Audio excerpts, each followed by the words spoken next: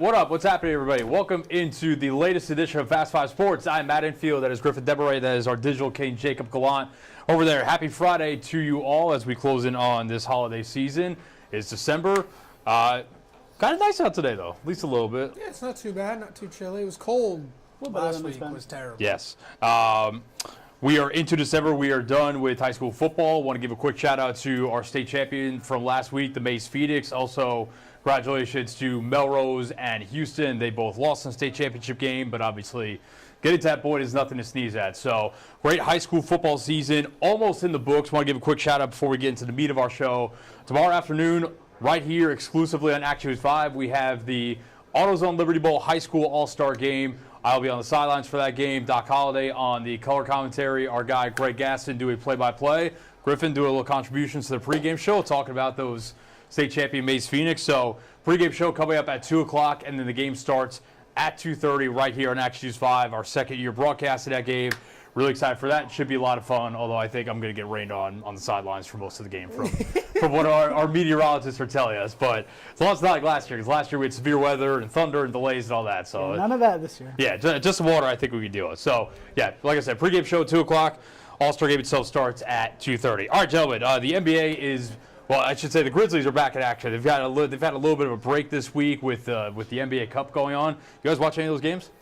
I saw a bunch of highlights from like the what was it, Rockets Warriors was really good down the stretch. Yeah, you picked the Rockets to go to finals, right? Yeah, I had Rockets. I had Bucks over Rockets. Hey, you're The still NBA alive. Finals or the NBA Cup? The NBA Cup. Not the NBA Finals. No, I don't think the Rockets are ready for that. I had Thunder over Knicks. My Knicks got Trae Young. Your arch nemesis. Yeah, he is New York's.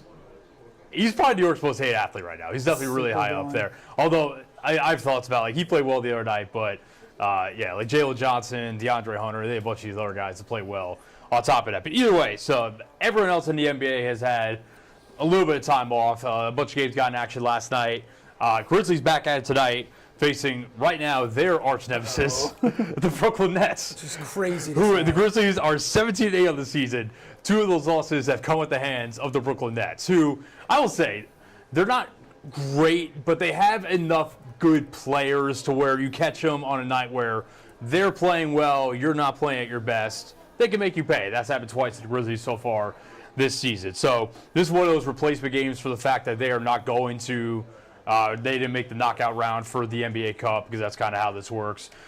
So they're back at it at 7 o'clock tonight after a couple days off. They are coming in riding high after, really last weekend, obviously, that big-time win over the Boston Celtics at their house on Saturday.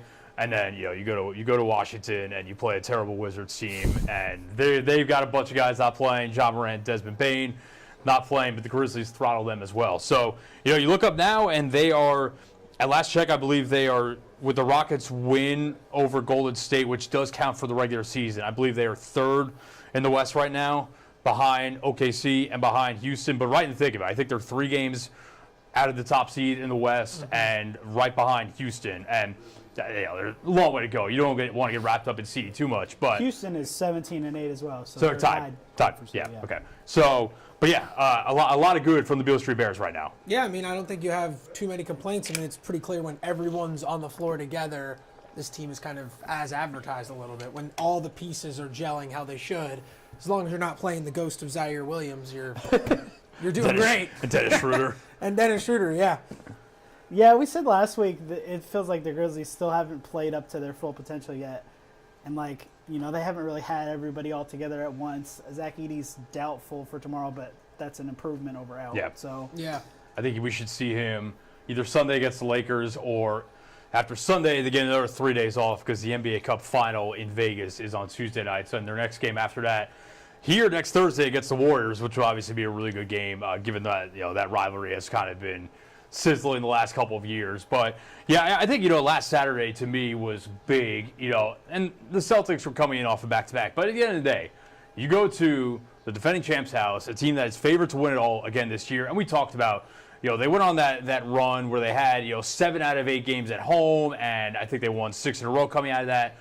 And I think we said, that's awesome. They're taking care of business. They're doing what they're supposed to do. But to really legitimize themselves as a team that's going to be fighting for a top 4 seed and maybe putting themselves in position to go on a deep playoff run. We got to see them do this against some of the best teams in the league, not teams that are probably not going to make the playoffs. So to do that against the Celtics in the manner that they did as well, I think the big thing with that game to me was the Grizzlies were better in crunch time in the fourth quarter, because that was something that bit them a week and a half ago. You think about that game in Dallas against the Mavericks when they're up by 15 late in the game. Crunch time offense kind of falls apart a little bit.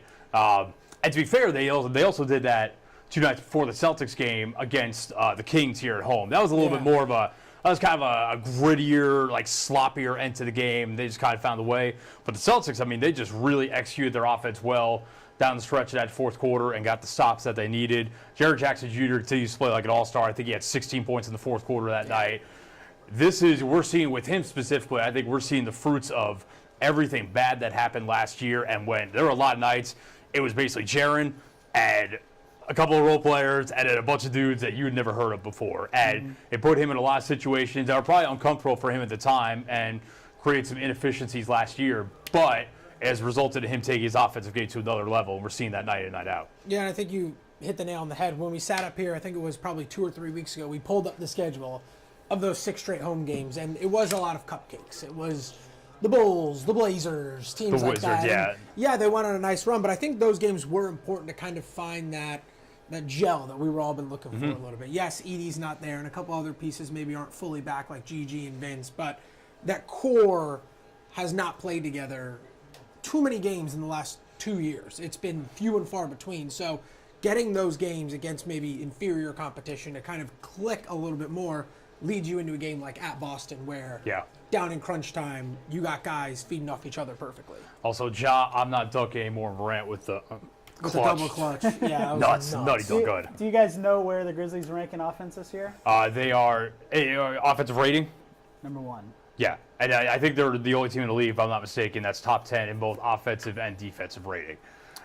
That I hadn't seen, but yeah. I believe that's true. Don't quote me on that, but I'm pretty sure that's true. Almost like Taylor Jenkins. 122 a night. Oh, okay. So that is points per game you're looking at. So offensive rating, defensive rating looks at points allowed per 100 possessions. That just kind of evens it out a little bit. But in terms of putting everyone on baseline. But yes, I could see that. And I think they would go from, I think last year was such a throwaway year, but they were the worst offense in the league. Dead last, yeah.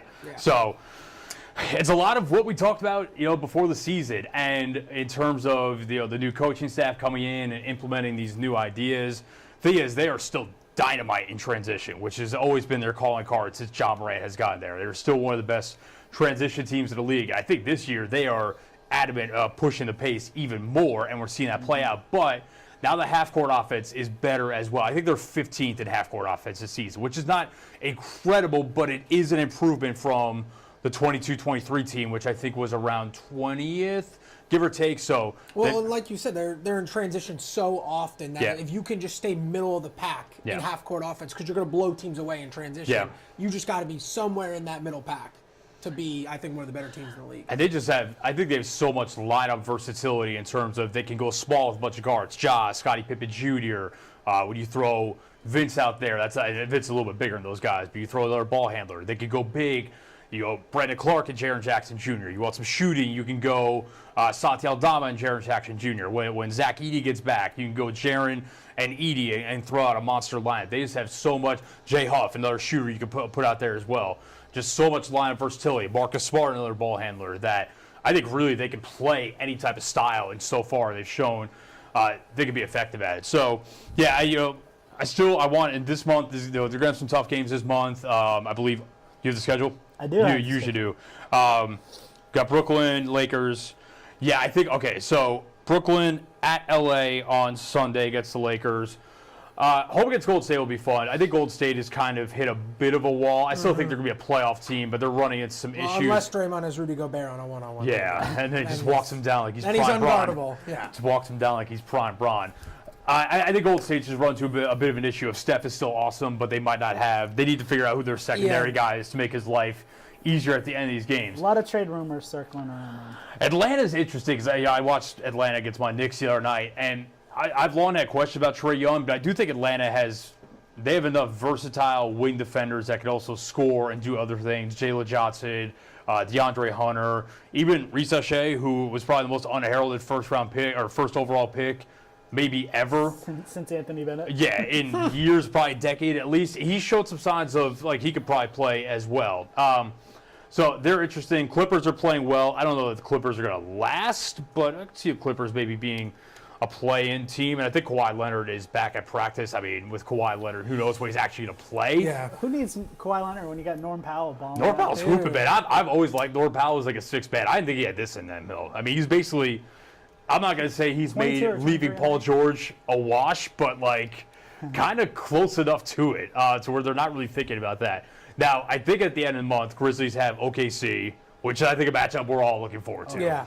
Because that's kind of, when you look at the top of the West right now, OKC, Houston, Memphis, Dallas, it's a pretty good argument. That's like the future of the Western Conference. Like those teams are going to be battling it out for a long time to come. Not going to exclude your Wolves just yet. I believe in Anthony Edwards, although thanks for Kat. Appreciate it. Have fun with Julius. DiVincenzo turned to a lemon. They're getting better. Ever since Ant called them out, it feels like they've kind of turned the corner a little bit. It was like instantly like a flip switch. I love Ant, man. I just thought, like I said, I want the reactions to be same for Anthony Edwards than it is like a Ja Morant, because I know how it would have gone if Ja said the stuff that Ant said that night after they lost that game, calling them soft. And I mean, it happened. We heard it with "We're fine in the West," still coming back to haunt them. So I mean, That is true. when you say things like that, like last year, Anthony Edwards made the comments about Kyrie, and that came back to haunt him too. Yeah, So that's true. it goes both ways. Stay humble a little bit. Interesting about the last note on the upcoming schedule. LeBron James is out tonight, so he may not be back. They said he's feeling personal reasons. So Yeah. I don't know what's going on there, but Grizzlies might be avoiding him again. Real quick note, something we discussed, I think, preseason, we were talking about some of our betting picks. Bronny James did score 30 points in a G League game. He did. He kind of went off. He did. I keep tabs on Ronnie. It doesn't count. But I might have to eat some crow because I said he was like a Something. borderline G League player. He might actually be like a decent G League player. It doesn't mean that he should be playing NBA games right now, but good for him. I'm certainly not rooting against the young He'll man. be back up soon. I'm certainly not rooting against the young man. All right, so that's Grizz. We'll be there tonight against the Brooklyn Nets at 7 o'clock tip at FedEx Forum.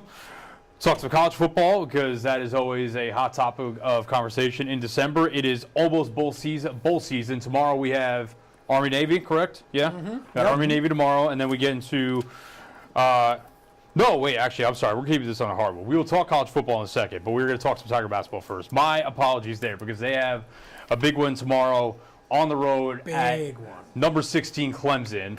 Clemson taking that number 16 ranking that the Tigers were in last week before they lost to Arkansas State at home, 85-72.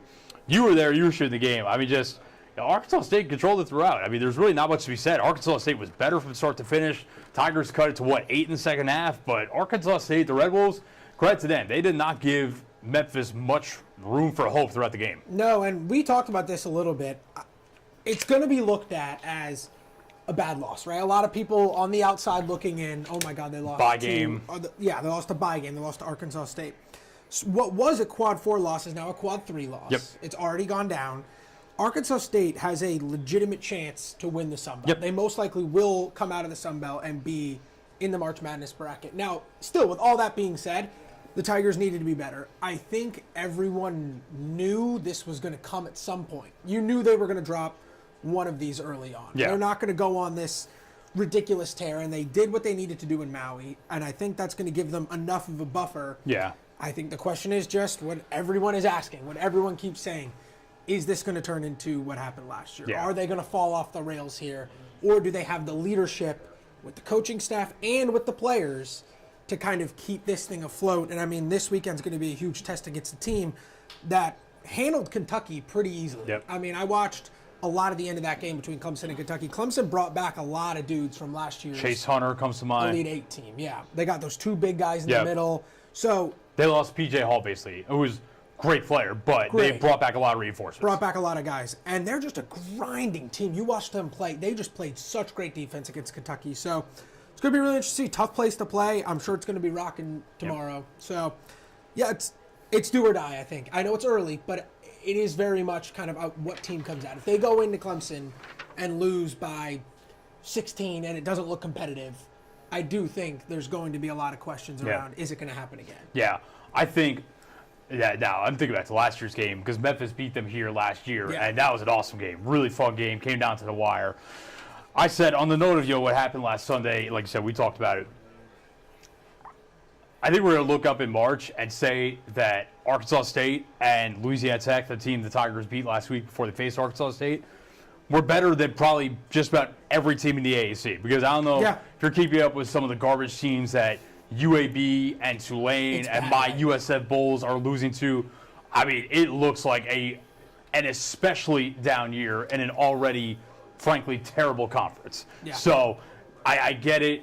And you got to defend home court above anything. Like, you can't be losing these games at home, and they know that. It would have been a different story if that would have happened in Jonesboro. But you can't let, a quad 3 team, a Sun Belt team, walk into your gym and dominate you the way that Arkansas State did, basically from start to finish. That being said, it is one loss. I do think that what we've seen from the larger sample of the 9 games so far this season is this group, with some of the tendencies they've shown defensively, the way that they compete and fight for 40 minutes, and just kind of the way that they, before this game, played to the final whistle. I think they deserve a little bit of a benefit of the doubt that they are more than just a continuation of last year's team. For now, like you said. Yeah. They drop a dud tomorrow, or they got a big stretch coming up before conference play starts after this, because they got Virginia, they got Mississippi State at home, And they've got Ole Miss at home, and then get into the conference swing. There's the schedule right there. So, yeah, I mean, these, in my opinion, these 4 games are, I don't want to say the season, but the conference is so bad right now in the American. You're not going to have chances for That's a brutal stretch. for wins, and these 4 games are going to be massive come March. Yeah. Because right now, an American team coming out of this league with maybe more than 7 losses, I don't know if it's going to move the meter. It's going to be close, and you got to give yourself a little bit of a buffer come conference play. I think tomorrow is kind of the house money game. I think the only way tomorrow is really negative is if, like you said, if they get blown out. Yeah. If they keep it close, if they win, that's awesome. You go there tomorrow and you win. You've washed away. That's exactly what you said. It shows that you're not last year's team. And you've washed away all the bad feelings from last Sunday. Yeah.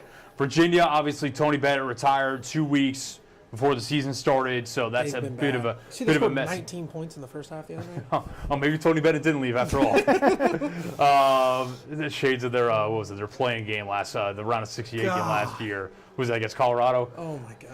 I think that, and Mississippi State, Ole Miss are both ranked right now, and those are both kind of regional rivalries, especially the Ole Miss game. So, yeah, I think they should be shooting to go 3-1 in the stretch, and especially win both of the home games against the Bulldogs and the Rebels. And then you get in the conference play.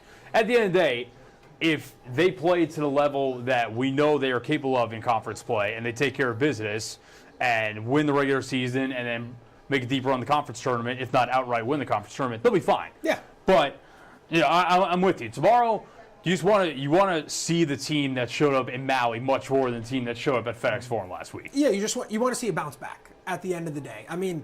We all keep saying it's not last year's team, and Penny keeps saying that too, but there hasn't been a time to show that yet. There hasn't really been any adversity. Right. Yes, they've beaten good teams, but last year's team beat good teams early in the year. So this is their first chance at adversity. I'm really excited to see kind of what team comes out.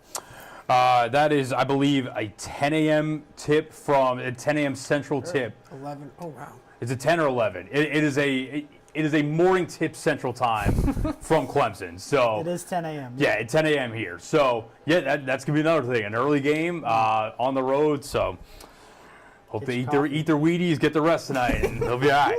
All right, now let's talk college football because the Tigers. We get to a break first. Oh yes, actually, let's take a quick break. I gotta get used to this. We will be back in 30 seconds on Fast Five Sports.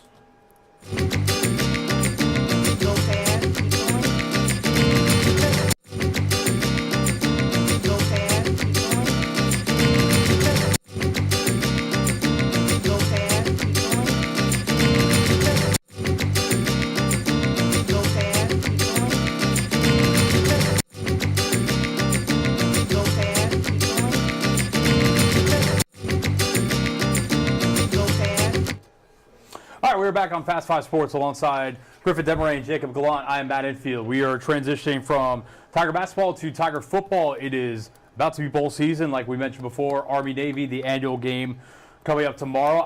That's going to be one of the best Army-Navy games in a long time in terms of how good both teams are. I mean, Army followed in Memphis' footsteps and waxed Tulane in a conference championship game. Yeah. So, congratulations to them. You're one in the league. Me and Griffin were just looking at the Army quarterback stats this year. He's been insane. Bryce 29 Daly's been rushing going touchdowns. nuts. Oh, yeah, I think he's probably right outside getting invited to New York for the Heisman ceremony. They disrespect our troops like that. They're disrespecting him. Probably It's not fair. on the edge of getting the invite. No, he's been a beast for sure. All right, but the Memphis Tigers have one of the I'm not going to say one of the easiest. They have one of the earliest bowl games. It's coming up on Tuesday. The Scooters Coffee Frisco Bowl. Want to give a quick shout out to Scooters Coffee. They hooked us up with some gear here at the station. They did, Some yes. socks, a little coffee koozie. So Yeah, we got a little helmet, little football. hey, yeah. the Scooters Coffee over on Poplar. Bunch of cool stuff. Go check them out. I've had them a couple times. They're pretty good. They're taking on a West Virginia team that went 6-6 in the regular season. Fired their head coach. They have since. Man, it's a season for reincarnations and second acts in college football coaching circles. Think of UCF and Scott Frost at West Virginia, running back with Rich Rodriguez, who obviously was the head coach there for one of the most successful periods in program history. Yeah, And we were just looking at, before we came on, Rich Rod's coaching history. And it's very interesting. Yeah, he was at West Virginia from 01 to 07, right there in the Steve prime. Slayton When days. Pat White, they were fantastic back Yep. then. Back during the glorious days of the Big East football. Yep. And from there, he went to Michigan. Obviously, everyone remembers the Appalachian State block kick, return for a touchdown, all that. Then he went, what was the next one after that? Arizona until 2017. And then he was just kind of bouncing around. He was at Ole Miss for a hot minute at the quarterback's coach. Took a vacation in Offensive Hawaii. coordinator, yeah, was an analyst in Hawaii. It sounds like a pretty sick gig. Then he's been at Sounds Jacksonville State for the last 2 years. Just won the Jacksonville conference State championship. had things going this year. Yeah. So, I don't know. Like you said, it's kind of the... So Everyone's coming back. West Virginia will be coached by their offensive coordinator Chad Scott for this game. Now, interesting. We taped our last episode of the Ryan Silverfield Show for the season, our bowl preview episode that you can watch Sunday at 11 on Action News 5. And we brought up with him, do you expect, as far as like roster turnover and whatnot, because a lot of times head coaches leave or get fired, a lot of guys jump in the portal, and then teams cannot field a roster. Certainly, right now, the team that's the poster child of that is Marshall, who let go of their head coach, and their entire team has jumped in the portal, and they may not be able to field a team for their bowl game. Ryan said that actually Memphis has had more players jump in the portal than West Virginia has. Really? Not. I would say a ton of like impact players from Memphis, but West Virginia will have a more complete roster in terms of numbers than Memphis will, which I thought was kind of interesting. The line movement on this game has also been very intriguing as well, because it went from like West Virginia +3, I think, to open. I think Memphis is like 5-point favorites now. Wow. So That makes there's no a sense. lot of money on Memphis. I was not buying the West Virginia being favored in this game. at all. That was to be a little bit of power conference, Big 12 bias, and whatnot. Looking at the portal, according to On3, there's only 5 West Virginia players in the portal. Yeah, which is surprising It's for very a team surprising. that just fired their coach. Well, it's taking I don't know how much. Again, they're firing their coach because it wasn't pretty. You Yeah, know what I mean? yeah. Marshall, in the case of Marshall, their coach, they were fantastic this year in the Sun Belt Championship, and then for some reason they didn't re-sign him. But that's a whole The AD, that's and a the whole coach, down a rabbit hole thing. But it'll be really interesting because again, like you said, Memphis may have more guys in the portal. I don't know if it's necessarily key pieces. Yeah, like I think you're going to all see your big name guys are You're going to playing. see your big name guys still. Seth Hennigan's playing his final college game, which cool for him. It's going to be 40 minutes from his hometown. Yeah, that's awesome. So he's going to have a huge contingent of people there, I imagine.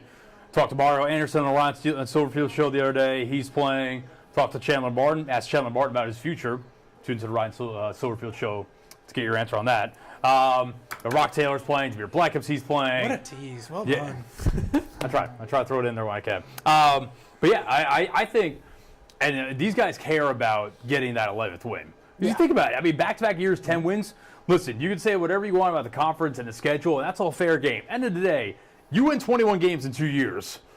That's nothing to sneeze at. That's pretty significant. And that's that continued success that we've talked about. Last time they won 11 games back in 2019. I believe that was the Cotton Bowl year. It was. So you're setting that standard that, hey, even though we're in the American Conference, 10 wins is the bar.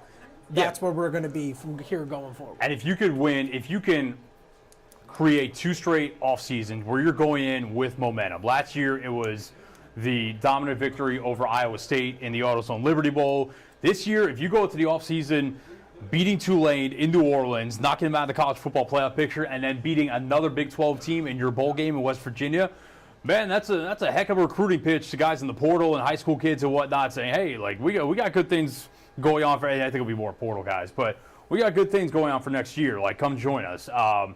So yeah, I think not for nothing. If you win, you end the season ranked as well. Yeah, for sure. We were talking about Memphis portal earlier. I'm not trying to jump coaching moves first, but talking about the portal, it's interesting. I see the names you got on there. The quarterback stuff is very interesting to me because you're bringing in the highest quarterback recruit, Antoine Hill Jr. in program history, and yet you're being linked to multiple quarterbacks. It's interesting. Do you guys think they go bridge guy with a Chandler Morris, Preston Stone, or throw Hill right to the Wolves right away? I think that my thought on it is a program that could be on the cusp of winning 21 games in 2 seasons and is going to have a lot of talent returning next year and the resources to add more talent in the portal than basically any other G5 school. Yeah. I don't think they are going to be content with saying we're going to retool for next year and then be competitive in 26. I think they're going to go for it again next season. And to be honest, I think that's the smart move. Now, you have to manage the personality. I've never talked with Antoine Hill Jr. I don't know what the ego's like. I don't know if that's something he's going to be on board with. And to be clear, even if they bring in a vet, I wouldn't put it out of the question that they let Antoine Hill Jr. compete for the starting job in camp. He's going to be enrolling early, which gives him a little bit of a head start, a la Seth Hennigan in 2021 when they brought in Grant Gunnell, who was the veteran guy, and everyone thought he was going to be the starter. A little bit different situation. He got hurt in camp, but all of a sudden Seth Hennigan is your starter week 1 as a true freshman, and obviously that worked out beautifully for Memphis. So I think that they will leave the door open for Antoine Hill. And let's not forget about Arrington Maiden, who is another guy who was in that room this year. We saw him a little bit in the spring game last year. Talented guy, really live arm, some good physical tools to work with there. I think that they can open up the competition, but I don't think Ryan Silverfield and company are going to go into next year saying it's either Arrington Maiden or Antoine Hill Jr., and we have no veteran viable option to start. Yeah.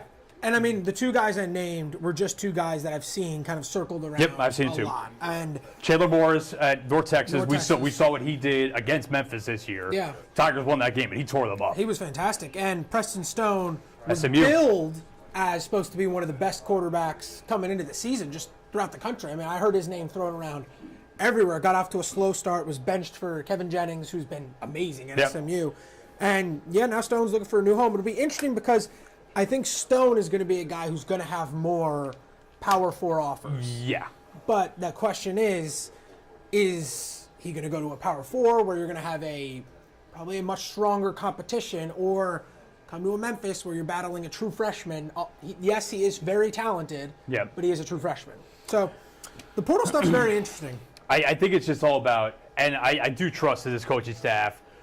From everything I've known with Ryan and Tim Ramsey and that whole staff, they're good about managing situations like this and keeping players happy and whatnot. But you are going to have to make sure that your 4-star quarterback recruit, if he's not starting week 1 next year, is cool with that.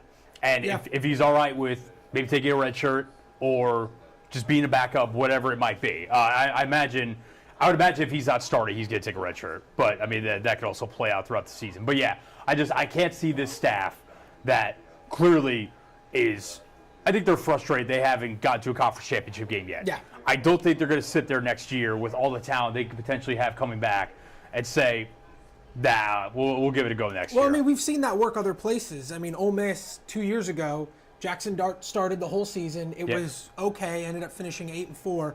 Brought in Spencer Sanders, a guy from Oklahoma State who had tons of success.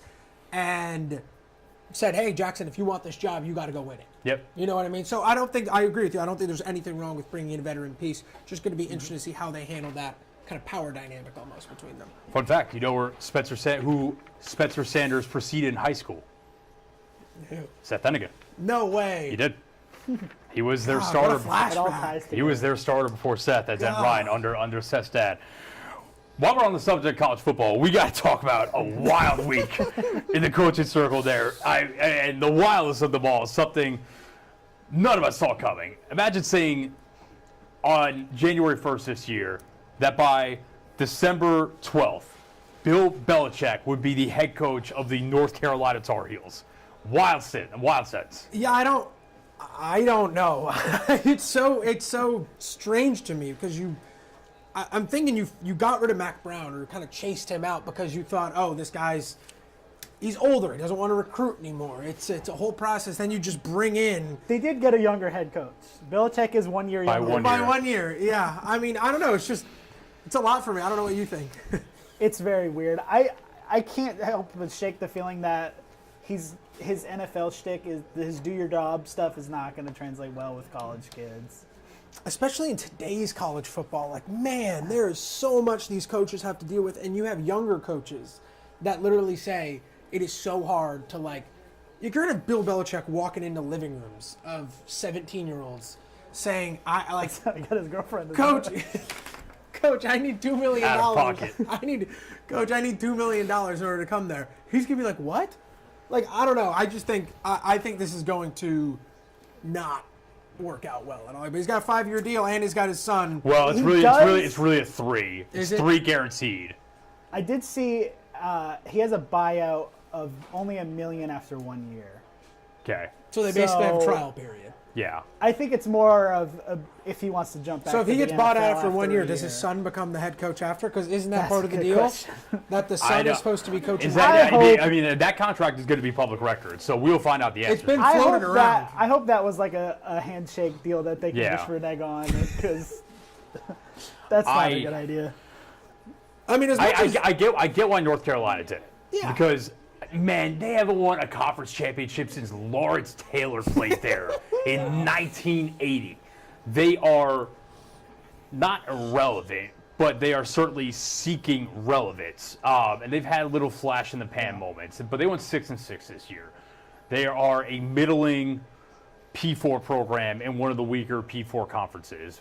Conference that could, in theory, be there for the taking. You know, you think about teams that conference: Miami, Clemson, SMU. You know, those teams are all good. Those are all good programs. None of them are untouchable. So I get, above anything, this certainly makes them relevant and must-watch TV next year. Like, everyone is going to be interested to see how North Carolina football is doing week in and week out with Bill Belichick.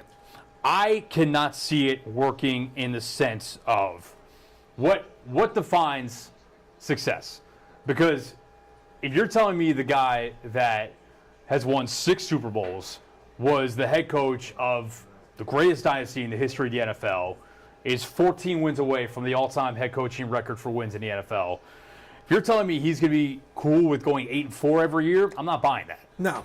I'm not buying that. And could I see them sneaking into the college football playoff where they really strike hot 1 year and win the ACC championship?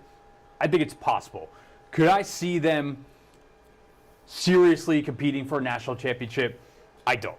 For a lot of reasons. You guys hit on them, a couple of them. I don't see how he relates to 18 and 22-year-olds. And granted, I don't know that he related a lot to his NFL players, but at the same time, the guardrails that exist in terms of building a roster in the NFL with salary cap and contracts and whatnot, a lot different than college football, where players can basically demand more money on a whim or hit the portal. These players can enter the portal whenever they want. I cannot see him being a fan of that, and especially this is someone that you think about those Patriots teams when they were winning Super Bowls and getting to conference championship games and whatnot. A lot of the same nucleus of guys. You had, your Brady's, your Brewskis, your name any Richard Seymour's, the first iteration around. The guys that were there time and time again. And the second iteration, You had Brady, you had Gronk, you had Edelman, you had a lot of the same guys. That continuity does not really exist in college football anymore. There's almost none now. At all. So you're not going to have the same guys on this team year in and year out. And, there was an article written by Seth Wickersham yesterday on ESPN that, someone close to Belichick said this was his, quote-unquote, middle finger, we'll put it that way, to the NFL. The NFL gave him the middle finger last year. Yeah. He was a finalist for one job, the Falcons job, and I don't even think he was that serious of a finalist for that job. Apparently, him, Matt Patricia, Josh McDaniels, and whoever else in that inner Belichick circle, it must be said, by the way, all of them, when they are not attached to Belichick, have been terrible at their jobs. Yep. Really bad at their job. Michael Lombardi as well, who is now going to be his GM. Just all these guys, when they have not been attached to Belichick and Brady, are objectively horrific at their jobs. They said they mapped out teams that could have NFL head coach openings this year and concluded none of them would probably be that interested in Bill Belichick. And I think they're right about that. And I think here's another question to pose. I think North Carolina, a job of this tier, is probably the only job he could land. Do we think any big-time college programs that are serious about competing for national championships would hire Bill Belichick? Let me throw out this hypothetical. It could have been very real. If the Ohio State job opened up. I knew he was going to say that. No, but seriously, No. do we think they would consider Bill Belichick? Because I don't. No. Not for 1 second. No. I don't think they're answering the phone. No, not for 1 second. They might give him a conversation out of respect for what he's done for the game. That's it. There's just so much unknown with it that you really don't know how he's going to recruit, how he's going to deal with the transfer portal, and how his shtick's going to transfer to the college level. I mean, his shtick wasn't working at the end of his NFL career. Yeah, except once Brady left, yeah. Once Brady left, they went down the tubes completely, and he lost. It looked like he either didn't care or he lost control, and he didn't have that same kind of respect that he always had before. Let me also say, from an X's and O's perspective, now I do think Bill Belichick defenses against 19-year-old quarterbacks might put some of them in the blender. I have no doubt about that. Yeah. But offensively, I mean, when you remove Tom Brady from that equation, his teams have been horrendous offensively for a long time, and his talent identification on offense, and I'm thinking skill position guys and offensive line, even quarterback, Mac Jones. What's the receiver? N'Keal Harry they took in the first round. Some of the offensive linemen they drafted late in his tenure there. Really bad. Really bad talent identification across the board. So, yeah, I just don't really see it working. I could be wrong. And I don't blame North Carolina for doing it. Because you want to splash. You talk about the relevance and whatnot, but I just don't see it working out. Swing. All right, let's hit because we got limited time. Let's hit real quick. Playoff predictions. What do we got? Can you pull up a bracket real quick? Yes. Do you have one available? Because basically, stand by, I'll work on it. What everyone's talking about is that the 1 seed Oregon now has a tougher road to a potential championship game than, let's say, the 2 seed or the 3 seed. Well, the big one is the boy. Then everyone compares it to Penn State and says, "Well, Penn State lost to Oregon in the Big Ten championship game, and Penn State plays SMU, and then if they win, they play Boise State." Yeah. So it's like, but that's not what people have to realize is that's not going to change until they make it to where you win your conference, you don't get a top 4 seed. No, and that's I agree with a berth. Yes. You get in, you shouldn't get a top 4 seed. That is how you solve for it. winning the Big 12 this year. Yes, that is how you solve it. You give automatic qualifications to top 4 highest ranked conference championships, but you don't, or champions. You don't give them an automatic top 4 seed, No, though. that's how this changes. Because then if you look at it, then Boise State would be at 9. All right, do we have this up now? I see it there. Okay. There's your bracket. I'm telling you, Tennessee, Ohio State's interesting. It's going to be so much fun. That's Tennessee, gonna be Ohio a State is really good interesting. game. Ohio State is pretty big favorites, and I don't know if I totally agree with that at all. So I think we get round of 8 will probably be Notre Dame, Georgia. Audi, appreciate the ad. Good cars, but we're going to get you out of here for now. Good Christmas gift. So it'll be Penn State, Boise State. Man, I'll call it out. I'm taking Tennessee. All right. I'm picking Tennessee over That's Ohio bold. State. And then we'll go Texas, Arizona State. Semis, I'm going Arizona State, Oregon, Penn State. I'm going Notre Dame. We have no idea what Georgia's quarterback situation looks like.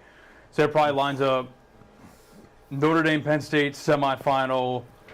Oregon, Texas, or Oregon, Arizona State semifinal for me. Yeah, I think Oregon's been the best team all year. I've got them winning it all. What about you guys? All right.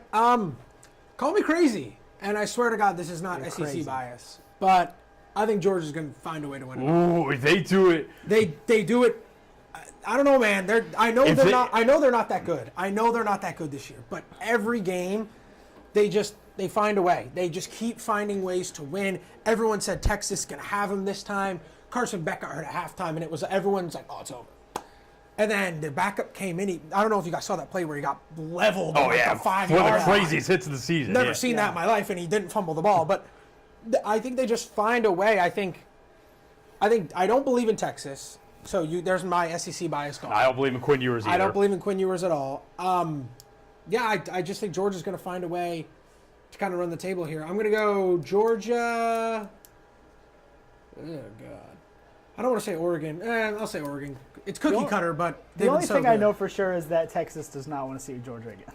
No. Well, don't worry. They don't have to see each other until the national championship if that's the case. Yeah. I also think it's probably Oregon. They really, they're the only team hasn't played a poor game. Man, if Ohio State got a this different point this draw, year. I'd feel really good about them making a run. But God, that is Yeah, it's a gauntlet. That's so tough against that But- Tennessee defense, and then having to play Oregon again. I mean, it's their own doing. That's what happens. You lost to Michigan. Yep. That's Yep, because you would made have had your a own much higher bed. seed. Yeah. Let's hit Heisman real quick, take a last break, and then come back and wrap it up. Travis Hunter. All the respect to Ash Jetty. It's gonna be Hunter, but I think Genty should win. I think it should be Genty, but it's going to be Hunter. Ugh. Y'all don't respect. He's going to break Barry Sanders' record. What is it? What he's going to what break. defensive position does he play? He doesn't. I'm not having this argument. We don't have enough time. We don't have enough time. Hunter We're in a is, Heisman based on snaps, but or being top 5 in the country, 2 positions. Oh but. man. All right, quick break, and we'll come back to wrap this up. Be right back. All right. Go fast, keep going. Go fast, keep going. Go fast, keep going. Go fast, keep going. Go fast, keep going. Go fast, keep going.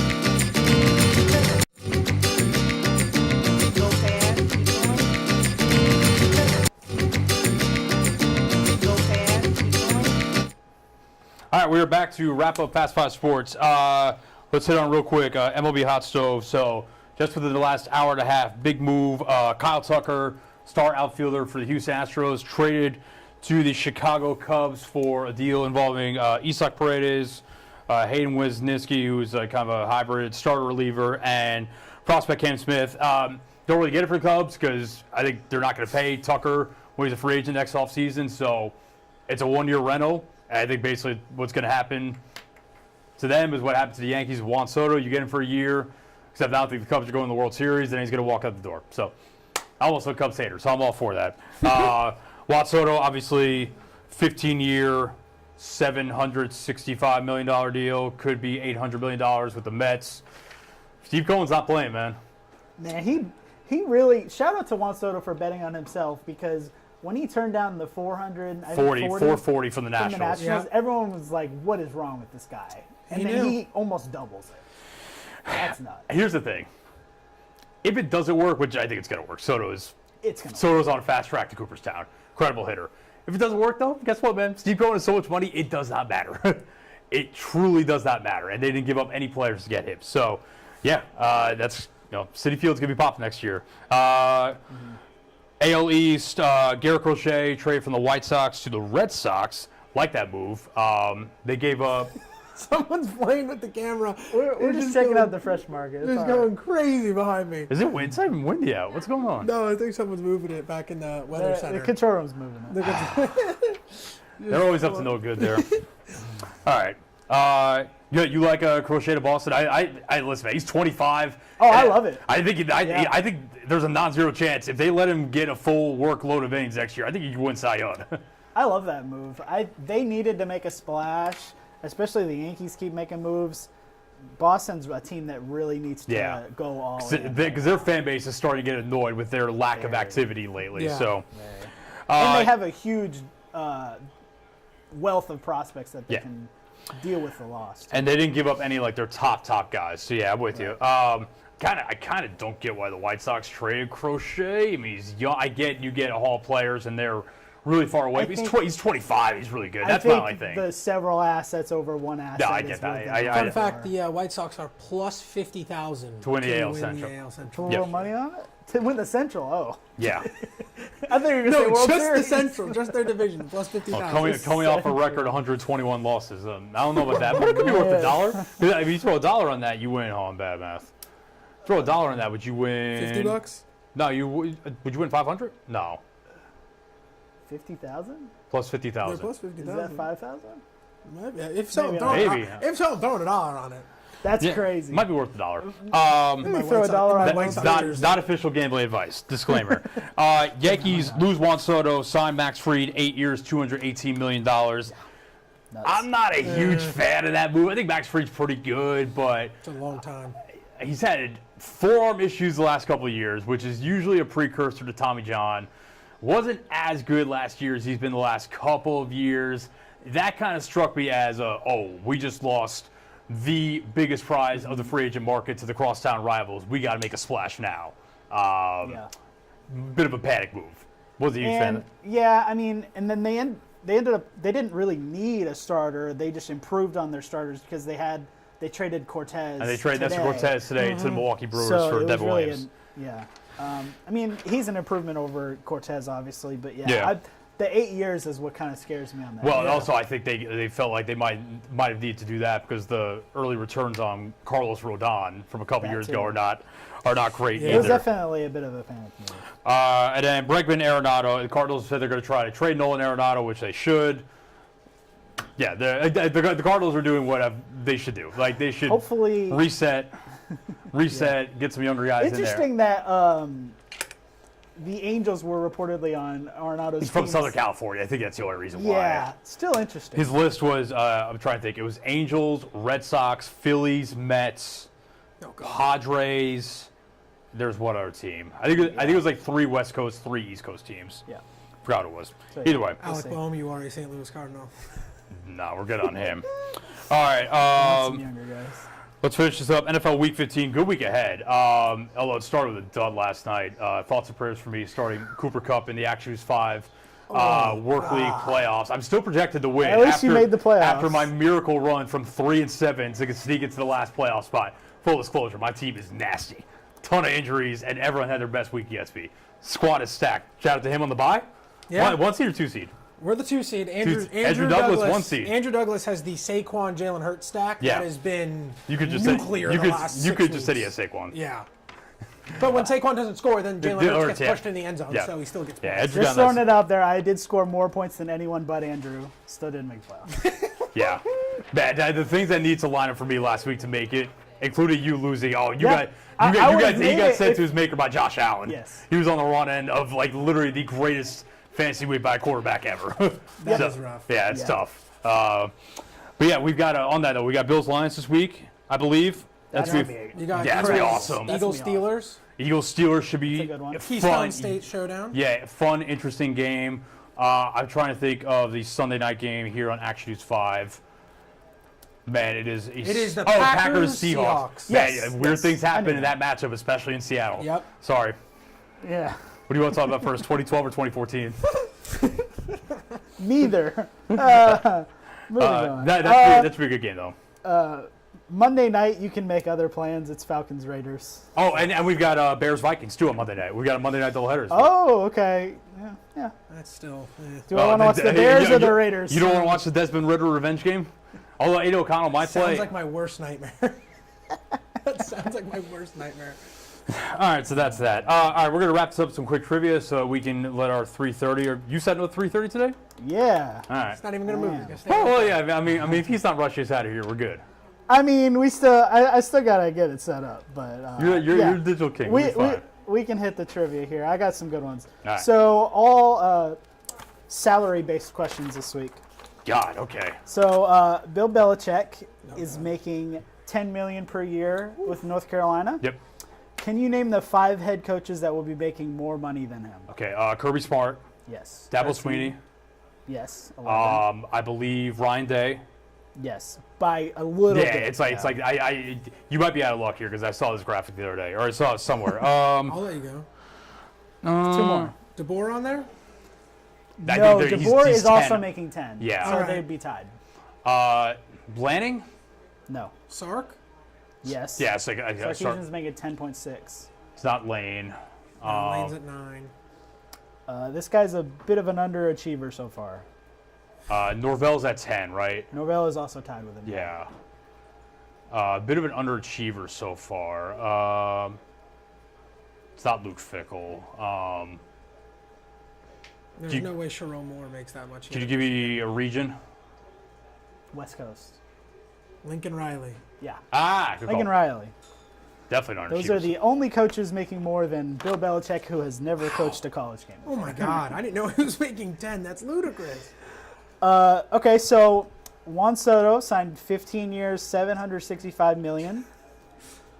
The team he's leaving, the Yankees, is Juan Soto's contract worth more or less than the career earnings of Alex Rodriguez and Derek Jeter combined? It is going to be. I think it's gonna be more. No, it's gonna be more. More? What's your I'm gonna say less. less? It is more. But not probably not by much. Juan Soto's one contract is more. Alex Rodriguez made $455 million over his entire career. Derek Jeter earns $266, so that adds up to $721 million. At the time, didn't A-Rod get the biggest deal of all time? Twice. Yeah, twice. Oh my God! Last one. Good. Max Fried is making 8 years, $218 million from the Yankees. God. Is that more or less than the career earnings combined of Greg Maddux, Tom Glavine, and John Smoltz? No, it's got to be way Has more. to be way more. It's got to be way more. Way more. Less. Really? No way. I mean, keep in mind, those guys pitch forever. Yeah. Fried's is less. Yeah, right, Yeah. right. Maddux earned $151 million, Glavine $131 million, Smoltz $135. Oh, okay. So their Alright, they did total alright. is $417. Get your bread, But Braves, big three. Fried is also making more than each of them over their entire Right. careers. Get your separately. bread, Braves, not big combined. three. Different time, man. Different time. All right, we're going to get out of here so Jacob can set up the 3:30 show. Big things coming up this week. Like I said, the AutoZone Liberty Bowl High School All-Star Game. Tomorrow, pregame show at 2 o'clock. The game at 2:30 right here at Actors 5. Catch me on the sidelines. Doc Holliday in the booth. Griffin contributing pregame. Found out this week. You're going to the Frisco Bowl? Yeah. Or the Scooters Coffee Frisco Bowl. Scooters. Yeah. Don't forget it. Don't forget it. Yeah, I'll be there Monday, Tuesday. Beautiful. Should be good stuff. Tigers finale for the season. And let you guys know now, I'm going home to New York on Wednesday for 8 days. So I will not be here next week. But will you? Let's find out. I'm off Friday, but You know, you'll probably catch us in 2 weeks then, because I'll be back. I'll be still thinking about the Desmond Ritter revenge game. I'll still be dreaming about it. Yeah, I'll be back on the 27th. So we'll take a little hiatus next week for the holidays and be back then. All right, well, stuff, gentlemen. For Jake McGallant and Griff Demaray, I am Matt Infield. We will see you in 2 weeks. Stay tuned throughout the weekend and beyond for all coverage